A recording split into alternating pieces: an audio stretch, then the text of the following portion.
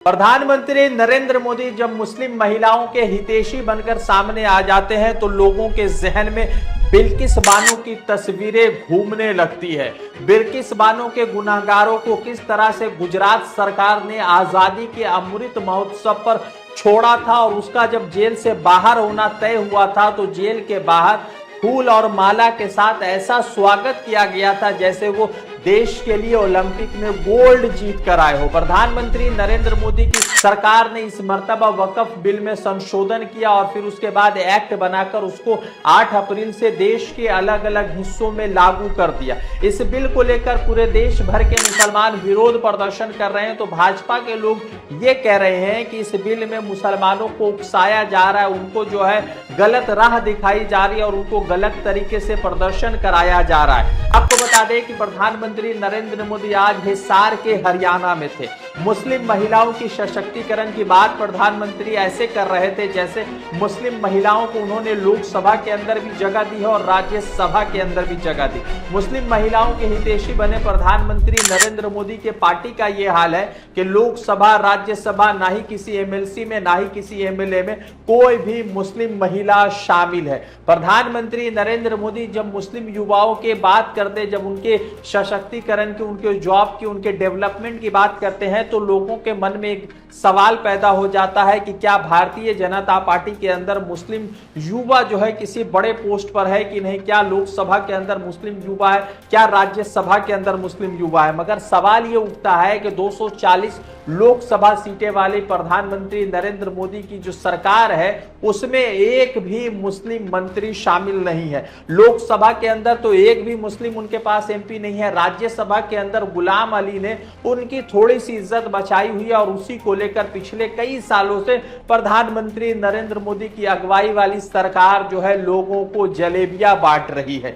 आपको बता दें कि प्रधानमंत्री नरेंद्र मोदी हिसार हरियाणा में थे और देश के अंदर जो कुछ भी हो रहा है उन तमाम चीजों के लिए प्रधानमंत्री नरेंद्र मोदी अपने दस्तूर के हिसाब से कांग्रेस को ही इल्जाम देते रहे, कांग्रेस को ही जिम्मेदार मानते रहे। प्रधानमंत्री नरेंद्र मोदी ने कहा कि कांग्रेस को अगर मुसलमानों से इतना प्रेम है तो उनको जो है अपने पार्टी का अध्यक्ष मुसलमान बनाना चाहिए और मुसलमानों को 50% रिजर्वेशन अपने लोकसभा विधानसभा के सीट शेयरिंग में देना चाहिए, उनको इलेक्शन लड़वाना चाहिए और पार्टी में 50% रिजर्वेशन देना चाहिए। प्रधानमंत्री नरेंद्र मोदी की यह बात सुनकर दिल प्रसन्न हो गया और ऐसा लगा कि भाजपा सच में मुसलमानों की सबसे बड़ी हितैषी है जो मुसलमानों के लीडरशिप पर कांग्रेस पार्टी में कितना मुसलमानों को लीडरशिप दिया गया उसके बारे में बातचीत कर रहा है। जब हमने इतिहास के पन्नों को पलटा तो पता चला कि कांग्रेस ने तो तकरीबन 8 मुस्लिम चेहरों को अपने पार्टी का अध्यक्ष बनाया था,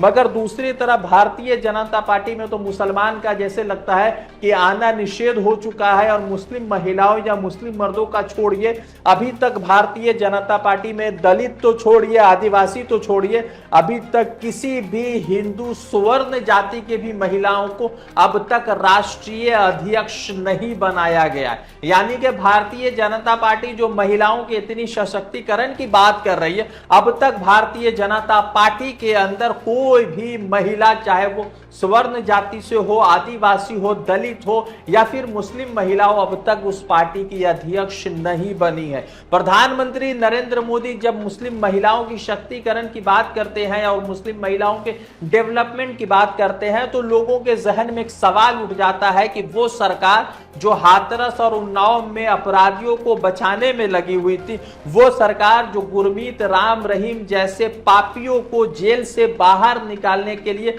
लगातार पेरोल पे पेरोल दे रही थी, वो कब से महिलाओं की हितैषी बन गई। वो सरकार जो मणिपुर के अंदर जो महिलाओं को नग्न करके रास्तों पर घुमाया जा रहा था उस पर चुप्पी साधी हुई थी, तो वो सरकार कब से महिलाओं की हितैषी बन गई। ये तो प्रधानमंत्री नरेंद्र मोदी के हिसार हरियाणा के रैली के वो तमाम शब्द थे मैंने जो आपके सामने रखे। अब आपको बता दें कि बिहार में 2025 का विधानसभा चुनाव है। उसी चुनाव के बीच में प्रधानमंत्री नरेंद्र मोदी हर जगह पर कहते हैं कि एनडीए की सरकार सबका साथ, सबका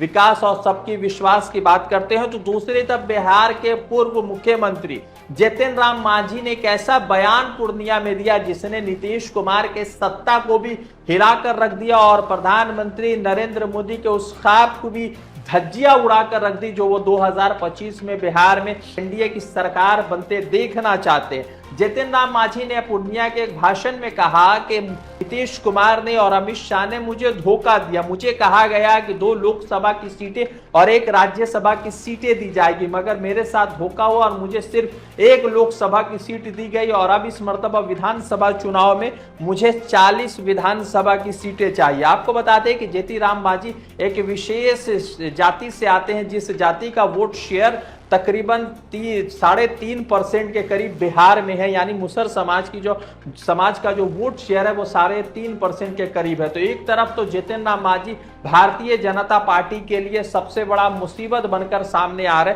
तो दूसरी तरफ प्रधानमंत्री नरेंद्र मोदी वक्फ के नाम पर मुस्लिम महिलाओं के हितैषी बनकर सामने। आपको बता दें कि जिस तरह से लगातार वक्फ बिल के नाम पर मुसलमान जो है लगातार सरकार के खिलाफ विरोध प्रदर्शन कर रहा है, तो उसी बीच गाजियाबाद से खबर आती है कि तकरीबन 445 प्रॉपर्टी पर जो है सरकार ने कहा है कि ये वक्फ की नहीं है बल्कि ये सरकारी जमीन है। और मध्य प्रदेश के पन्ना डिस्ट्रिक्ट में एक मदरसा के ऊपर बुलडोजर भी चलाया गया और कहा जा रहा है कि ये जो मदरसा की जो जमीन थी वो सरकारी थी, वो अवैध थी। तो देखने वाली बात यह है कि एक तरफ तो सरकार मुसलमानों की हितैषी बनकर सामने आ रही, ट्रिपल तलाक का कानून आया तो सरकार ने कहा कि मुस्लिम महिलाओं को बहुत फायदा हुआ होगा। तो जब ट्रिपल तलाक का कानून आया, उस कानून को आए हुए तकरीबन 8 साल हो गए, तो सरकार को अब ये डेटा शेयर करना चाहिए कि ट्रिपल तलाक के कानून से कितनी मुस्लिम महिलाओं को लाभ हुआ है और कितने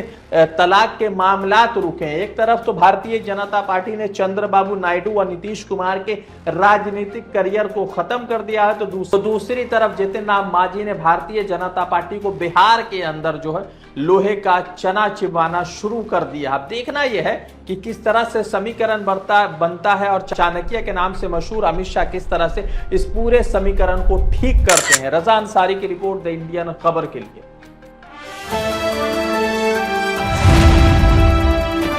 द इंडियन खबर, सच आपके सामने।